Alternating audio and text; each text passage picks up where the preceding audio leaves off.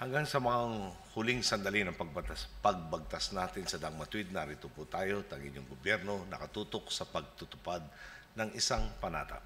Ipamana ang isang Pilipinas na di hamak na mas maganda kaysa sa ating dinatnan.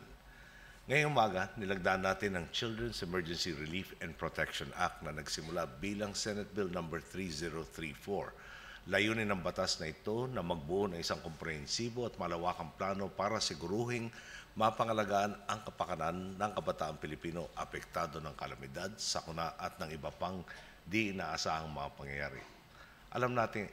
Alam naman kasi natin, sa mapagkakataong ito, kabataan ang pinakananganganib ang kalagayan dahil talagang wala silang kalaban-laban.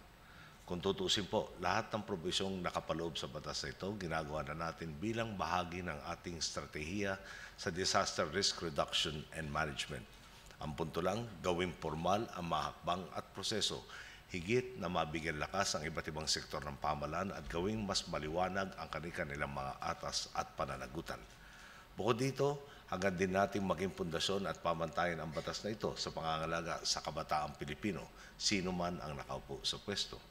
Ngayon, lalong tumitibay ang mandato ng lokal at pambansang pamahalaan na magtayo ng child-friendly spaces, evacuation centers, transitional shelters na may pasilidad para sa mga pangangailangan ng kabataan, pati na ng mga nagdadalang tao.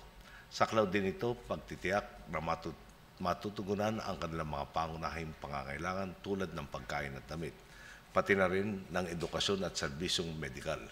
Paigtingin din ito ang pagpabantay sa seguridad at kaligtasan ng kabataan. Magsasagawa tayo ng Child Responsive Training Program para sa lahat ng responders sa mga lugar na pinangyayarihan ng kalamidad. Sa parang ito, ang pagtutok sa kaligtasan ng kabataan magiging prioridad na rin sa emergency response training ng ating NDRRMC agency members.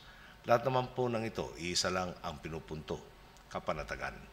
Ang nais natin, nasa man tayo naroon, ako man na nasa Times o sa Tarlac bilang isa ng pribadong mamamayan o mga magulang man na araw-araw nagbabanat ang buto sa kanilang trabaho para sa pamilya, kapag may parating na kalamidad, sakuna o di inaasahang pangyayari, ay panatag ang loob dahil alam nilang nariyan ang gobyerno nakatutok sa buhay at kapakanan ng kanilang mga anak at ng kabataang Pilipino.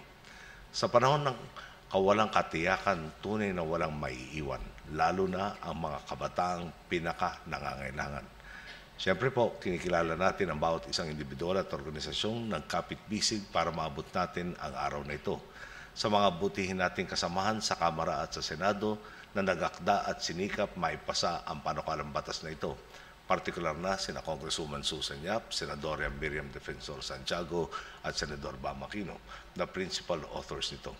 Sa mga ahensya ng gobyerno, non-government organizations at mga katuwang sa pribadong sektor, sa mga buo ng Save the Children Philippines, sa pangunguna ni Ginoong Ned Olney, na ilang dekada ng umaaruga sa mga kabataan, di lang sa Pilipinas kundi sa buong mundo.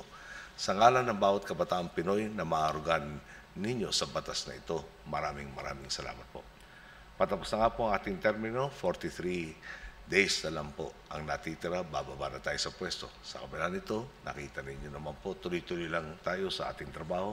Sinasagad natin ang bawat pagkakataong makapaglingkod sa ating mga boss ang sambayanang Pilipino.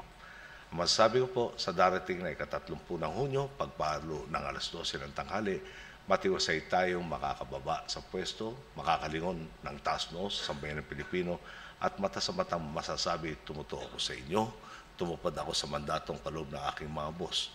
Tunay nating maipapamana sa susunod na henerasyon ng isang Pilipinas na di hamak na mas maganda kaysa sa ating pundinatan.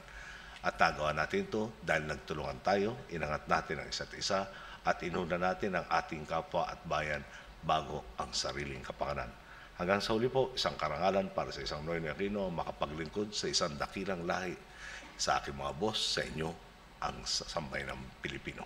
Maraming salamat po. Magandang araw po sa inyo.